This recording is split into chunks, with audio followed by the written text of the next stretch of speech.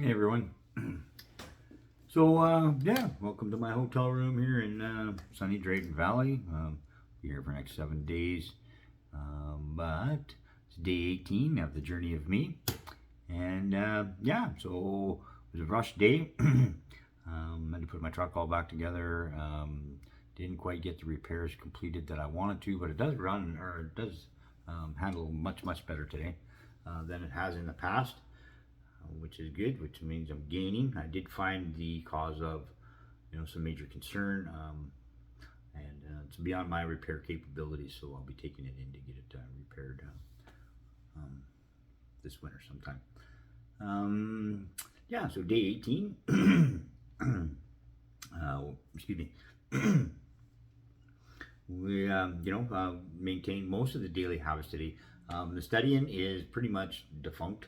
I didn't even bring any books with me, so I think we're going to eliminate that. And unless I can find some stuff online here, or maybe I have, I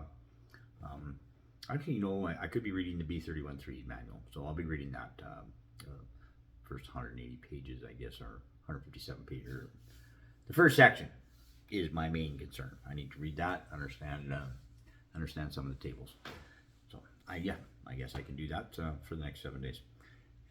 So we've been talking about setting goals, the steps involved in setting goals.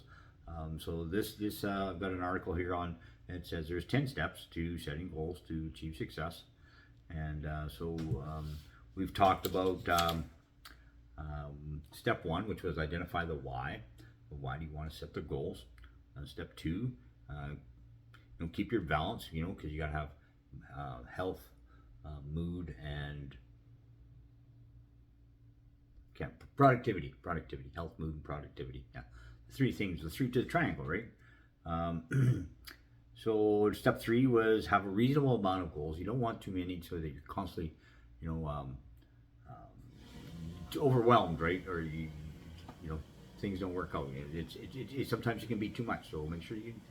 He talks about they talk about having just three goals. That's it. At a time.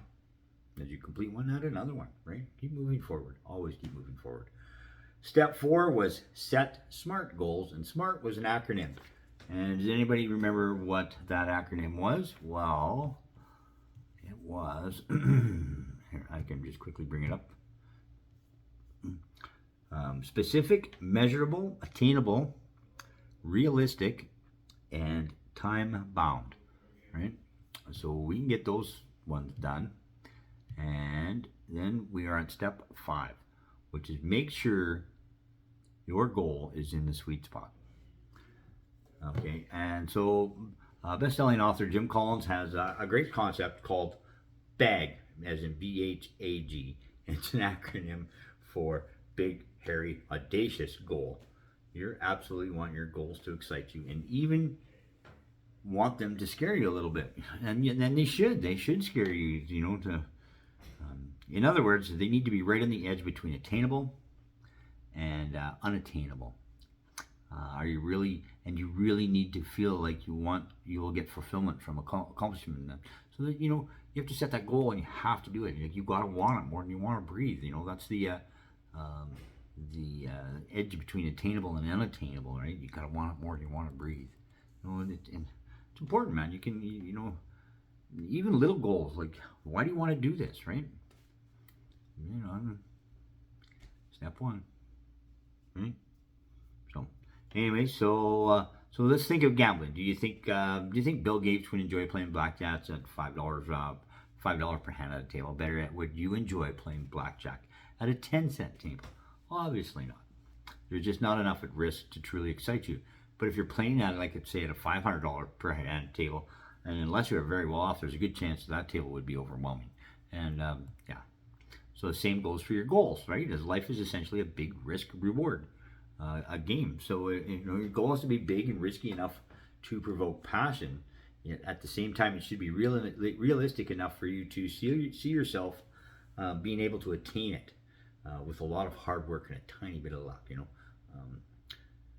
Nothing good is easy. It's all going to take hard work, dedication, perseverance, daily routines, daily habits. Small successes create that large success. Can't say this enough, right? Finally, on the other hand, one other thing that you should be paying attention to is that your goal coincides with your values, or coincides with your values, right? For example, if you really value good health, being a world famous DJ is probably not a good fit for that type of goals, right? If you value partying and a good time, becoming a monk or a priest, that's probably not a good idea either. So you get the point, right? So you identify your top 3 to 5 values and write them out and make sure that your goals coincide with them. So we'll call it night for another one. Welcome from Drake Valley. If you're in the middle of a shutdown, see you again tomorrow night for day 19. Everybody, have a great one. See you to the left of decimal. And stay blessed.